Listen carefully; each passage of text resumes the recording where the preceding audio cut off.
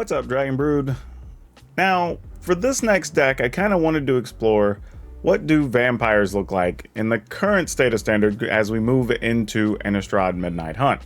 Because we know we're going to get a bunch more vampires when we get to Crimson Vow, because if we don't, it would be weird since you have Soren as your lead artwork and it's about, well, the whole vampire wedding thing and all that. But between now and then, there's still a lot of people that love vampires. So I still wanted to put it together and see what the vampire theme looks like. And it actually turns out to be a little bit better than you would think. We actually have plenty of parts that were kind of just floating around the whole time that we just have to put together. So let's go put them together.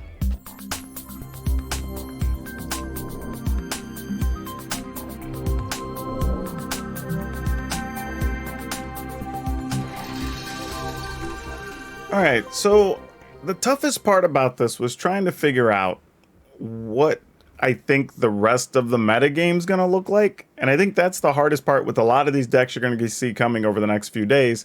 There's some card choices that I may or may not stick with over the first 2 weeks, just kind of depending on where everything goes. But I'm trying to make my best guess based on decks I'm coming up with, decks I've seen other people come up with, and how people are valuing different cards. There's really not much we can do there. But to that end, I decided to go ahead and play 4 Duress. I don't love doing that in such an aggressive deck, but I had to just have the realization of burning down the house. Well, the -3/-3 one, Crippling Fear, you know, that's a problem. Even, I mean, just tons of stuff, right? We still have so many sweepers that are still available. We want to be able to get rid of those. And even some problematic planeswalkers or anything else, we wanted to make sure we can pick those off. And you don't even need to open with Duress. You could play Duress on turn 3 or 4 and it's still going to do you a lot of good. The only time it won't is maybe if your opponent has a Doomscar or something and they decide to foretell it, but well, if they do, they do. But every other time you can still advance your plan and still have some good backup options there. Now, rolling into the new cards, we kind of get there right off the bat with Falconwrath Pit Fighter. This is a 2/1 for 1, which is already good. If you're playing an aggressive deck and you can play a 2/1 for 1 that doesn't have a drawback, then yeah, go for it. And even here, you can pay 2, you can discard a card, sacrifice a vampire, draw 2 cards, but you can only activate that if you've dealt damage that turn. We do have some other options for dealing damage, so that's a thing that can come up. The interesting thing is, it doesn't lock you into only doing it once per turn. So as long as you want to discard and sacrifice vampires, I guess if you're hunting for a finisher, feel free. I did decide to do something interesting with some of the other spells here. So we're playing a couple copies of Lunar Frenzy.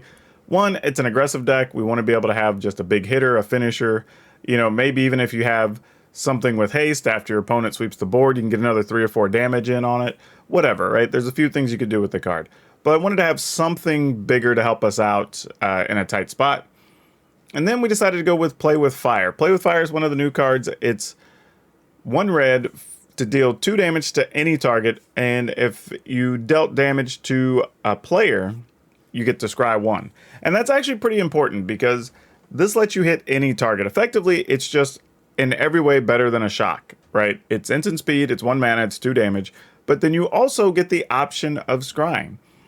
Well, you only get to scry whenever you damage a player, but this deck wants you to damage the player, so this actually works perfectly with everything you're trying to do. So yeah, decided we're going to go with this, see how it works out. We're playing 3 of those. Might even should be 4, honestly, if I could find room. We're playing 2 copies of Voldaren Stinger. I wanted to have more 1-mana creatures just so we can hit our early damage more often. So I decided to play a couple of these. I'm not sure if I would go up to more or not. It's quite possible. If some of the other cards don't work out, I would definitely upgrade to this card. But it has haste. It has first strike when it's attacking, sorry. It's a 1 red, 1/1. And then you can pay 2 colorless and 1 to give it +2/+0 until end of turn. So as the game goes on, you do get a creature you can pump up. And since it has first strike when it's attacking, you'll be able to take down most things that are going to be blocking it. But mostly we're playing it because it's a good early creature. Then, of course, you know, the kind of pseudo-hyped whatever card, the Bloodthirsty Adversary. It's a colorless and a red for a 2/2 with haste. And when it comes into play, you can pay 3 mana, and for every 3 you pay, you can copy it or play a spell from your graveyard and then exile it as long as those spells cost 3 or less. Well, coincidentally, all the spells we're playing cost 3 or less. So, ta-da! A thing. But yeah, it's an overall pretty quality creature. You can play it. It has haste, so why not? As for removal spells, we went hard with Infernal Grasp. I think this is totally reasonable to play. It can get rid of any creature. You do lose 2 life for playing it, but it's totally worth it, especially if you're coming up against things like the mono green decks that are going to just sometimes have you outsized. Having a thing that can outright kill a creature is just fantastic. Then we're playing 4 of the Vampire Socialite. This is a 2-mana 2/2. It has Menace, which is fantastic. And then when it comes into play, if you dealt damage to your opponent, you put +1/+1s on things. And then every time you've dealt damage to your opponent, every time you play a creature, if you've already dealt damage to the opponent that turn, those creatures come into play with +1/+1. Right? So very good card to have in this particular list. Sometimes we can get multiple +1s because we have a bunch of cheap creatures. We have a few ways to ping the opponent, which is nice, so we can just set that up. So lots of good all-around stuff happening there. We are playing 2 Agadeem's Awakenings because they double as mana, but also give us a chance to get our creatures back. Especially since we're playing stuff at 1, 2, 3, and 4 mana, we'll be able to get a variety of things back. So we'll see how it works out. Did decide to play Florian, which is a 3-mana 3/3. We talked about this, and I think in our top cards video. By the way, if you haven't seen the top cards video, check it out. I did top 13 cards and top 13 sleepers. This is a first strike for 3/3, and then your post-combat, if you've already, for all the damage you've dealt the opponent, you get to look at that many of your top cards. You get to pick one, and then you can play that until end of turn. So it's a way to get access to other cards. And again, because we even have stuff like Play with Fire, that gives you more opportunities. So that's pretty nice. Then we're going to go ahead and play Nighthawk Scavenger. This has been around for a while, right? This isn't anything secretive. It comes and goes. It gets added to some lists, gets taken out of some lists. But here, it does a few things. It gains some life. So if we do end up losing a little life or need to, not get too close to dead with Infernal Grasp or some such, we don't have to worry about that being an issue. But it does fly, which is good. It comes over the top, gets over some of those issues you may be worried about, and it has Death Touch. So if you just need to block something really big, that works perfectly. The other thing is Innistrad Predator. I think a lot of people forgot that Innistrad Predator was actually a vampire. It's a vampire dragon. So it fits perfectly into this list and means it gets all the other bonuses and everything else. It can be sacrificed, yada yada. It also likes to sacrifice some of those other smaller creatures you may not need on the later turns. So yeah, this fits perfectly in this deck. No surprise there. Then after that, it's just a bunch of lands. We're playing Blightstep Pathways, Haunted Ridges, a couple copies of Den of the Bugbear. I believe we're playing 2 Hive of the Eye Tyrant, and then the rest are just regular mountains and swamps.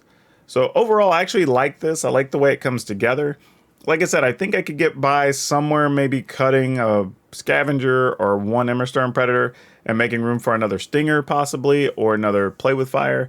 But overall, I actually like where this is at the starting point, and I think it gives you enough versatility against a variety of decks that you're never going to feel like you just are without options, at any part of the game, which is one of the biggest things when we're trying to build this type of theme deck. You want to make sure you're not just hanging yourself out to dry in a random bad matchup. But yeah, that's actually kind of surprising. I thought it was going to be more difficult to put one of these together, but as it turns out, there's actually already plenty of vampires. I was thinking we were going to have to wait till Crimson Vow to get something playable, but this actually doesn't look bad. I think if you're a fan of vampires, I would go for it. And it actually didn't play as many new rares as I thought it was going to. We have quite a few older cards that you may already have in your collection, which make this possible. We're talking about like the Innistrad Predator, the Nighthawk Scavenger, stuff like that. So maybe I would give it a look, see if it's up your alley, but if so, check it out. RAKDOS Vampires. Also, if you want to talk about this deck and get some help, or you have ideas, or you want help with other deck lists, stop by our Discord. You can get the link down in the description below. And also, don't forget, whether you're watching me or any other content creator, YouTuber, whatever online, remember to like, subscribe, share, all that good stuff, especially share, because that's what really helps get our stuff recommended here on the platform. But otherwise, that's all I have for you for now. We'll have more decks for you next time.